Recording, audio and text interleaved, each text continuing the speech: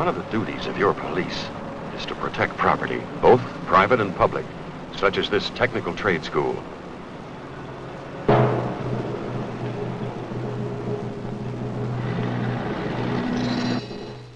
Hi, fellas.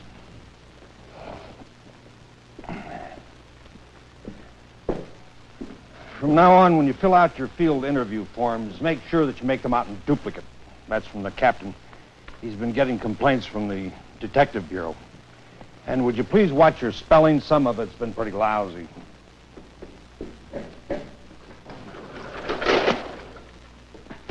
Also, we're getting complaints from the school board about the burglaries that have been taking place in some of the school buildings. Last week, City High lost $1,000 worth of movie equipment. The custodian was shot. We checked this morning. He's still on the critical list. The insurance companies are starting to balk. They're not too happy about this situation either.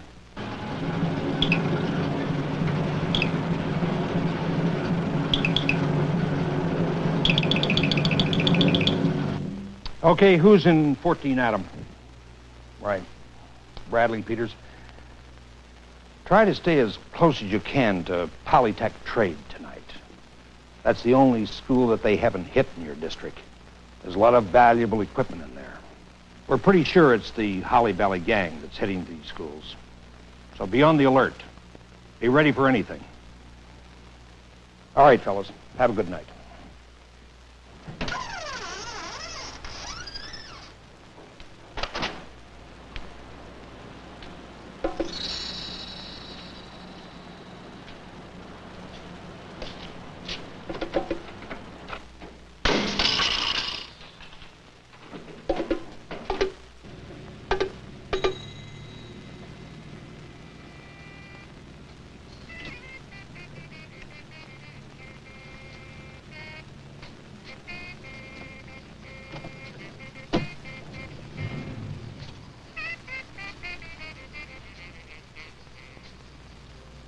What are you stopping here for? And I am strung out. Go on. No, thanks. What's the matter? I just don't feel like it. I thought you were going to take me home. Hey, don't you want to turn on? I mean, nobody will see you here. This place is deserted after 10 o'clock. They should know I work here. No, I don't do that anymore. Well, what do you do anymore? 14 Adam, 16 Adam assist. 459, silent alarm. Polytechnic Trade School, 1108, South Crawford Boulevard.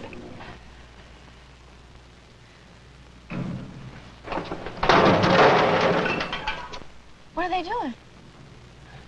Looks like a ripoff. What do you think we ought to do? You think we ought to call the police or what? I really think we ought to call the police. Are you kidding me, man? I am dirty. Let's get the hell out of here.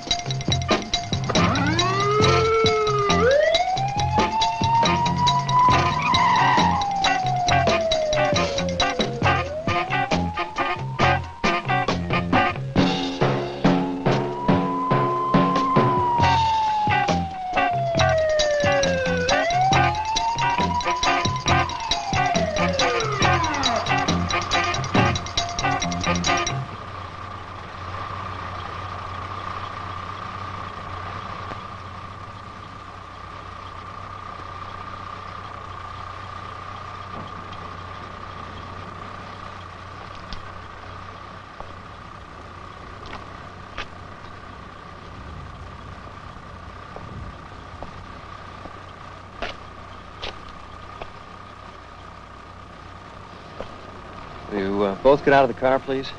Hey, what for? We didn't do anything wrong. We're going to get out. If you were this police officer, what would you do?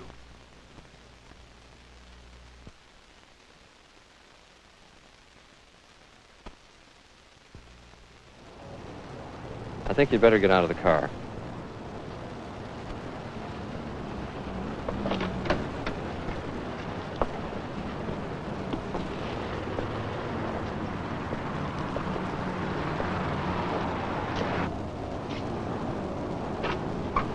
Get out of the car, please.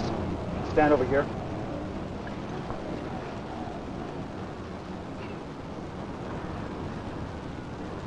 Okay, partner, we got some marijuana in full...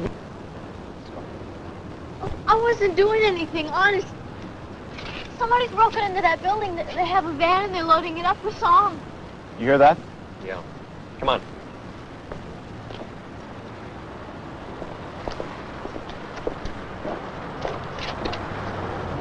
Get all the way over the other side there.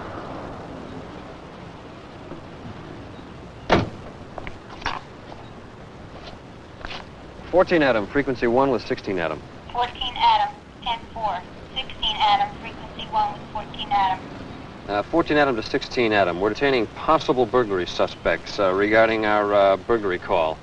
Can you handle things at the school? Be on the lookout for a van. Yeah, that's 10-4, 14 Adam. We're at the school now. We've got the van and the occupants in custody. 14 Adam, 10-4. At 14 Adam, I want a records and wants check on Nora-6214. 10-4. 14 Adam, on Nora-6214. Reported stolen on 215. PD 2501. 14 Adam, 10-4.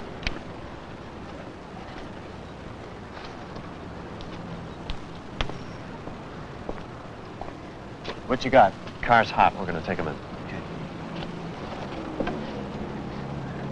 Honest. Look, I don't even know this guy. He said he was going to take me home.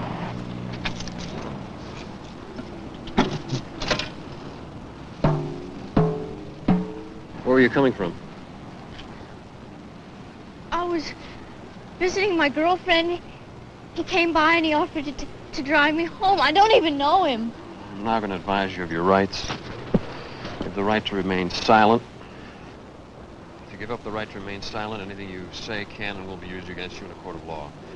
You have the right to speak with an attorney and to have the attorney present during questioning. If you so desire and cannot afford one, an attorney will be appointed for you without charge. Do you understand each of these rights as I've explained them to you? Yeah. Do you wish to give up the right to remain silent? Look, I didn't do anything. Do you wish to give up the right to speak with an attorney and have him present during questioning? Yes. I don't care. Look, he drove into the parking lot. He wanted to make out with me, you know. It's a funny place to park, isn't it? Yeah, I know. We're breaking into the school. We took off. Your parents know where you are tonight? No, I told them I'd be home by now. Look, they're really going to be mad if they hear about this. Do you know who this car belongs to? Well, it's his, isn't it? Do you know if he had drugs in the car? Lord. Did you know that he was smoking pot? Well, he was acting funny. You should be more careful who you ride with.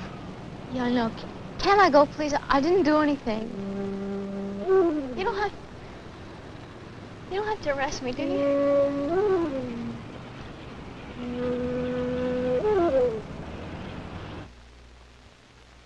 What would you do now?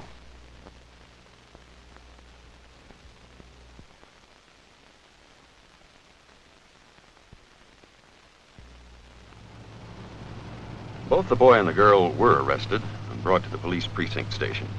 Because they were juveniles, their parents were called. No charges were made against the girl, and she was sent home. The boy, however, was detained for the night and held for further questioning.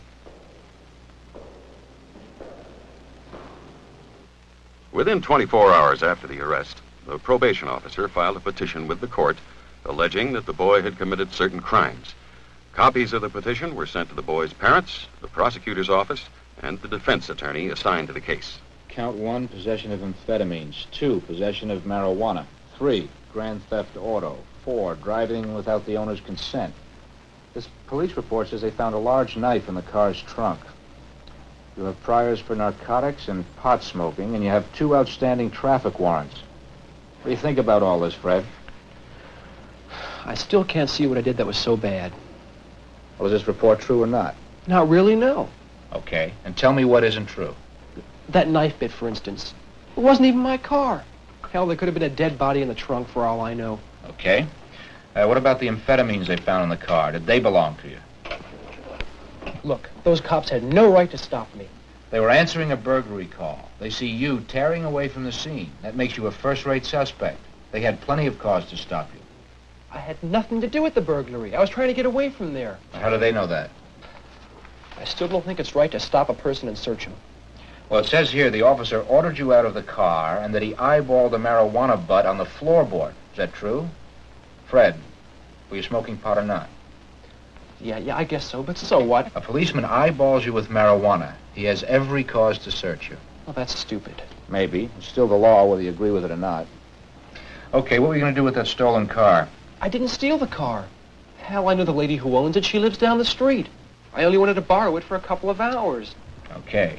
The police find you in a stolen car. They have every right to search for further evidence, and any evidence they find will be admissible in court. You're in a hell of a mess, buddy.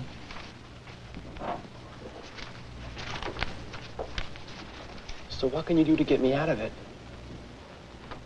Well, the prosecutor may have a problem proving possession of amphetamines, but they've got you cold on the marijuana. Now, if you admit the petition, he might recommend reducing theft auto to driving without owner's consent. Well, so what'll I get? Well, if you admit it, I might get you probation. I'll get probation anyway. Don't kid yourself. The judge could be tough. He could send you to state youth authority if he thought it could do you any good. In any case, you're going to be remanded to traffic court because of your outstanding warrants, and they can put you in jail or fine you. What happens if I don't admit to it? Then you get a trial. I'm innocent until proven guilty, right? Right. So what if they can't prove it? Well, then you get off clear. What do you want to do?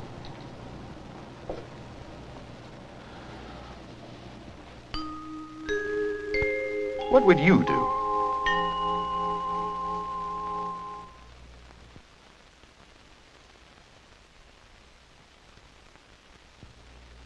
Fred decided to admit the petition. Now, the prosecutor and the probation officer agreed that the allegation of grand theft auto might be changed to driving without the owner's consent. The allegation of possession of amphetamines and possession of marijuana was not reduced. After Fred's rights were fully explained to him, his admission was accepted by the juvenile court judge. Fred was ordered to appear in court again in 2 weeks for his disposition hearing. The terms of your disposition, which I have read to you, are contained in this court order. You'll receive a copy of it. Now, in 2 weeks, you will be 18 and under the law, an adult. You're a very lucky young man. If you'd committed these offenses on your 18th birthday or after, you could have been treated very differently.